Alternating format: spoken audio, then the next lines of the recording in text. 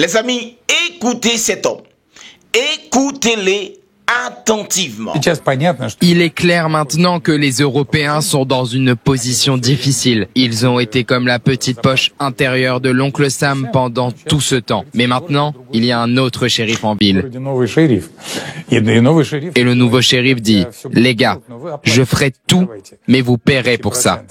Allez les 27, augmentez vos dépenses de défense et ensuite nous parlerons. Ils doivent alors sortir de leur zone de confort, mais ils le font en adoptant une attitude militariste très agressive. Nous entendons M. Macron parler d'un parapluie nucléaire pour l'Europe. Cela semble très dangereux.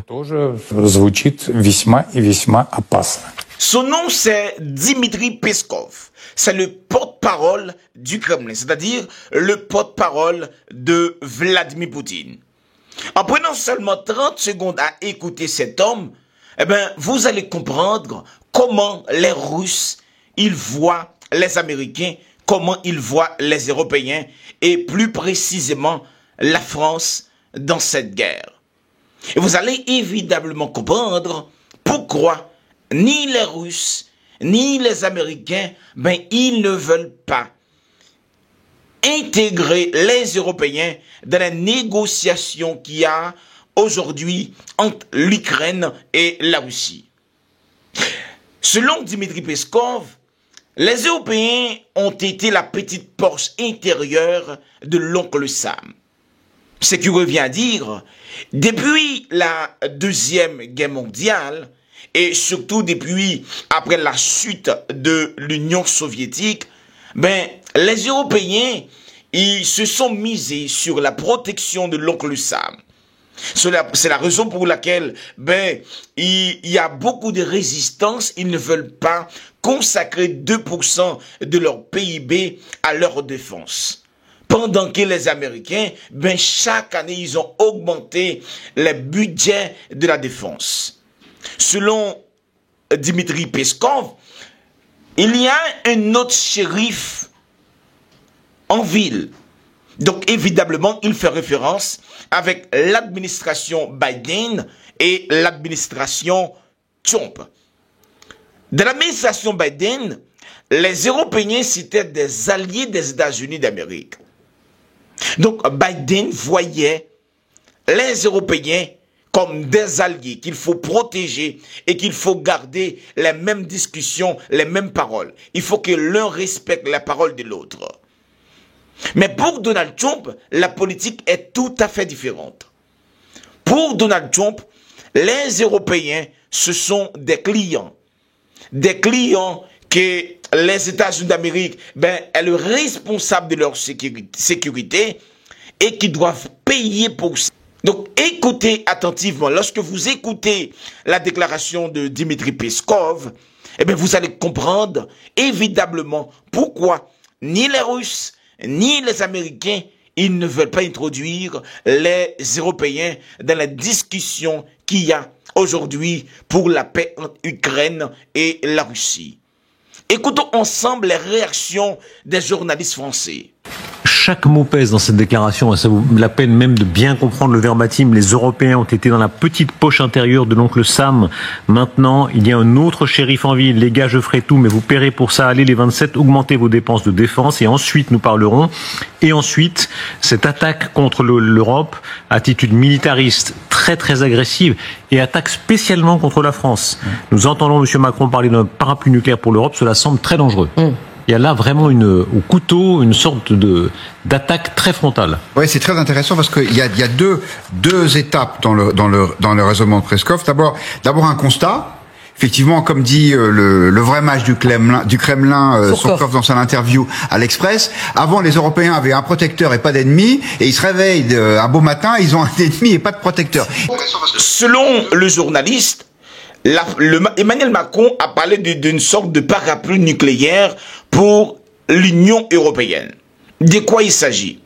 Vous n'êtes pas sans savoir, en Europe et dans le continent européen, il y a deux pays qui possèdent armes nucléaires. La France et la Grande-Bretagne. Quoique la Grande-Bretagne ne fait plus partie de l'Union européenne. Plusieurs pays, après cette prise de bec qu'il y a entre Washington et les pays européens, ben, ils ont demandé à la France s'ils pourraient évidemment agrandir la parapluie nucléaire, si la France pourrait les protéger avec les armes nucléaires. Et en premier lieu, il y a évidemment les Polonais qui ont fait, et on va dire, cette demande. Mais pour les Russes, la France, qui veut profiter de son statut de pays qui possède d'armes nucléaires pour protéger les pays européens, eh bien, la France joue avec le feu. Parce qu'évidemment, les Russes, ils ne vont pas accepter que les Français déplacent leurs armes nucléaires pour les placer sur le territoire polonais voisin de la Russie. Jubilation dans cette séquence, je ne sais pas si ça vous frappe, on sent Peskov là jubile, il y a quelque sorte comme une jouissance. Oui, il y a une jubilation, il y a de l'ironie, il y a une jubilation parce que le ton est complètement changé vis-à-vis de la France. Et parce que avant, comme disait Michel Goya, c'était le dialogue qui était de mise. Et ils s'attendaient en fait pas du tout, les Russes, le Kremlin s'attendait pas du tout après la réélection de Donald Trump. Ils pensaient que ça allait suffire pour en arriver là où ils veulent arriver. Et subitement, ils voient que du côté de Macron et également de la Grande-Bretagne, il naît une coalition, il naît un discours différent qu'ils qualifient de belliqueux. Effectivement, nous sommes à leurs yeux des va-t-en-guerre. Ce côté, vous êtes seuls. Ils regardent vraiment les Européens en leur disant « Ah, vous êtes seuls ». Et ça résonne évidemment. On peut penser que c'est une menace en disant « On s'intéresse pas ». Mettre des troupes en Ukraine pour garantir un cessez-le-feu, pour empêcher les Russes d'aller plus loin. Il y a certaines choses que vous devez comprendre. La protection de l'Europe était principalement réservée sous la responsabilité des États-Unis d'Amérique. Maintenant, plus que la politique agressive qu'avait l'oncle Sam contre la Russie, ben, cela commence à se diminuer. Les Européens, ils veulent prendre les devants. Donc, déplacer les troupes pour mettre dans les frontières de la Russie, cela leur permettrait évidemment de garantir qu'il ne pourrait pas y avoir des attaques venant de la Russie. Et en ce faisant, ben, ils pourraient mettre évidemment la couteau sous la gorge de Vladimir Poutine de la Russie, puisque ben, les soldats de l'OTAN seraient à la porte de la Russie. Évidemment, les Russes, ils ne sont pas nés de la dernière pluie. Évidemment, ils ne vont pas accepter quelque chose qui va compromettre leur sécurité intérieure. Donc, veuillez me faire savoir qu'est-ce que vous en pensez dans le commentaire. Est-ce que les Russes, ils ont raison de ne pas considérer les Européens comme des interlocuteurs dignes, des interlocuteurs fiables? Parce que pour eux, ils doivent discuter les termes d'un cessez-le-feu avec une grande puissance comme les États-Unis d'Amérique, mais pas avec les Européens, considérés comme les vassaux de l'oncle Sam. Faites-moi ce que vous en pensez dans les commentaires, c'est très important. Surtout, il ne faut pas oublier de laisser un like et partager la vidéo.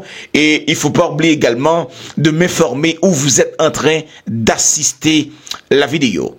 Quant à moi, je vous dis au revoir et je vous donne rendez-vous dans une autre vidéo. Ciao, ciao!